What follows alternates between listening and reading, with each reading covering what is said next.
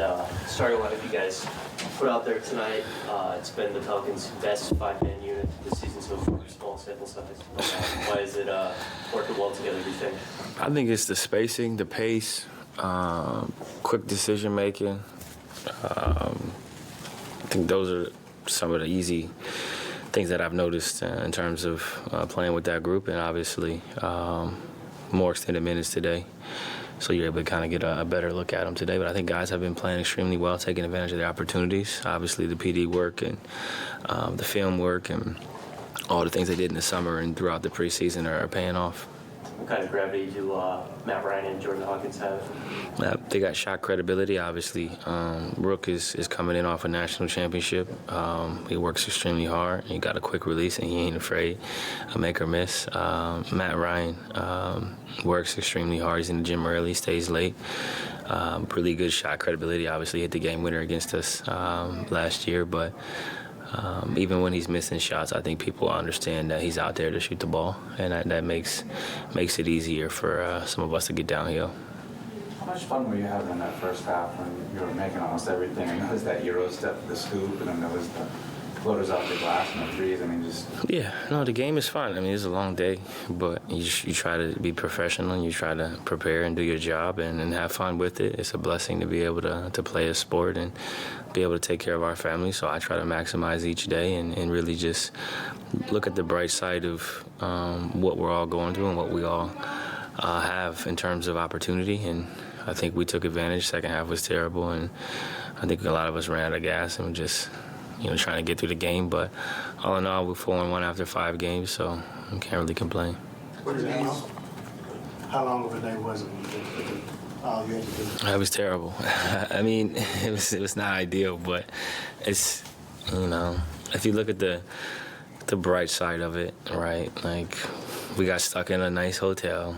So we went back to a nice hotel. We slept, took a chartered flight here, got to spend some time with your family, quick nap.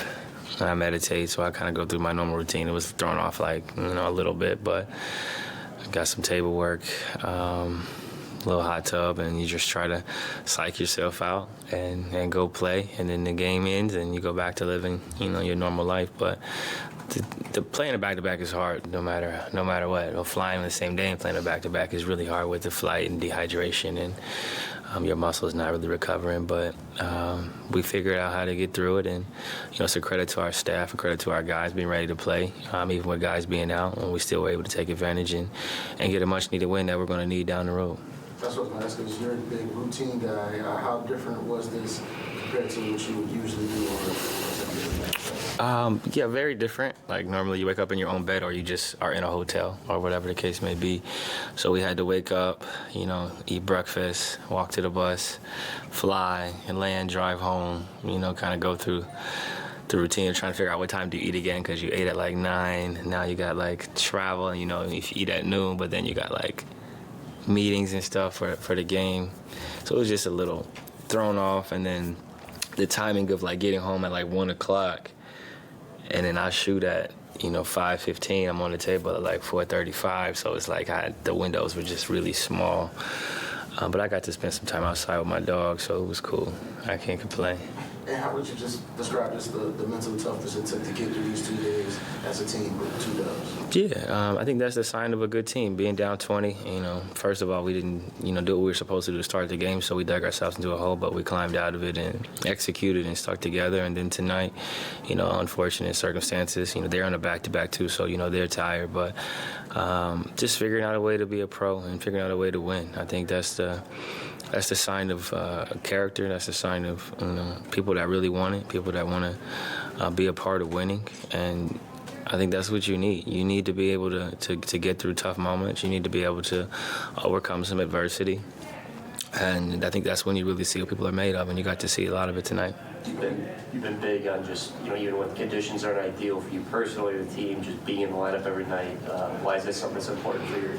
I have a small window of time to play this game that I love, this game that I've played since I was a kid. And a lot of us, play for free and would play for free, right? So I have a small window to maximize the talents this guy has given me, so I try to maximize them every day. I try to be the best version of myself every day and get the most out of my talent. And while I can play, I want to play. right? Like, this is fun for me. It's an escape from everything else that you have to deal with in life. I practice. I work on my game. I sacrifice so much to play in games, so why would I not want to play in the game, right? So that's my mentality. That's my approach. I get paid handsomely to show up and perform and be ready, and I try to pride myself on doing that. And one day I won't be able to, and that's when I'll stop and I'll go do something else. So you think everybody understands that? I think that's a rhetorical question. And we talked about the success you've had on offense this year, how much it helps just being healthy. But with this new offense, how are you liking just the opportunities you're getting, kind of what the looks you're getting now compared to last year? Just is it different at all? A small sample size. We've played 2 games with our starters, 1 game without Z and BI, no Trey, no Jose, no Naji. So it's different, but I think, working on our spacing is going to be important for us down the road, working on our pace, quick decision-making, turnovers, prevent offensive rebounds. I think all those things will be helpful and beneficial for us. But for me, it's just about being available. It's about trying to stay healthy. And if I can stay healthy, then I don't really worry about anything else. It's just about making sure that you're as healthy as possible, you're as fit as possible, you're in the right mind. And I prepare, I work on my game, I work on my mind so that I can understand, what we want to accomplish as a team, understand how I can be most successful while helping the team. So as long as I'm healthy, I'm not really worried about it. There's going to be great nights, there's going to be some not so great nights, but I think consistently my body of work will be more favorable than not.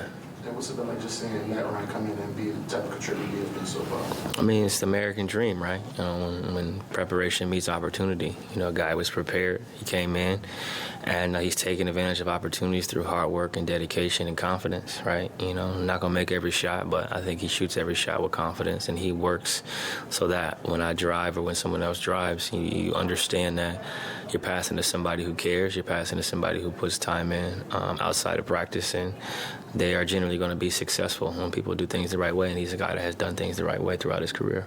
I know some things in the game you initiate, and other things is taking what they give you, but how much was it with the 2 main guys out? Was it a point of emphasis for you to have a big first half or set the tone early or anything like that? I know when you're in a back-to-back, it's just really mental, especially in that first half. So you just try to really be as aggressive and assertive as possible and understand that if you can get up by a certain amount of points, then usually the team's going to fold or they're just going to be defeated or feel defeated, like, we're probably going to lose this game. So you try to get up by as many points as possible in the first half, and maybe I should have saved some energy for the second half. So the Pistons head coach had talked about kind of shifting defense, considering Zion and BI were out, shifting the defense towards you. I mean, you had a fantastic game. How did you kind of navigate that? The guys set great screens. I got to the free throw line a little bit, which always helps to find the rhythm, and got downhill. And I think I had some pretty good looks in the second half. They changed the coverages a little bit, but I think it was just, mentally just physically and mentally just drifting as the legs went and as the mind went. But I think all in all, our guys did a great job. A lot of different people stepped up, set great screens. JV was great around the basket, hit threes. I know he was tired. I know Matt. I know everybody was tired, but they figured out a way to push through. Some of our younger guys contributed really well. Kaiser, he's fast when he's tired, so I don't think it affected him much tonight. But I think everybody did well. Everybody stepped up, and they were just the best version of themselves, and I think that's what we're going to need all season. We kind of heard about it, but we didn't see it. Was there a point in that first half when you signed an autograph for somebody? No, I played rock, paper, scissors. I actually owe this kid some shoes, so we got to find the kid. No, I lost, so I owe him some shoes. So whoever he is, we can figure out who he is. I got to get him a pair of shoes. Was he wearing He had a sign, and it said, "Play rock, paper, scissors for your shoes." And he beat me. Yeah. Defensively, you guys are number 1 in the NBA in opponent three-point percentage. Just talk about the emphasis being put on running opponents off the three-point line, rotating the shooters, kind of being solid in that regard. Yeah, I think our staff does a great job of preaching shell, the importance of closing out, building a wall, rotating, and trying to make people play in the yard, which is, mid-range, keeping them away from the paint, keeping them away from threes. The league has shifted and evolved where guys are going to make shots. You just want to make it as difficult as possible.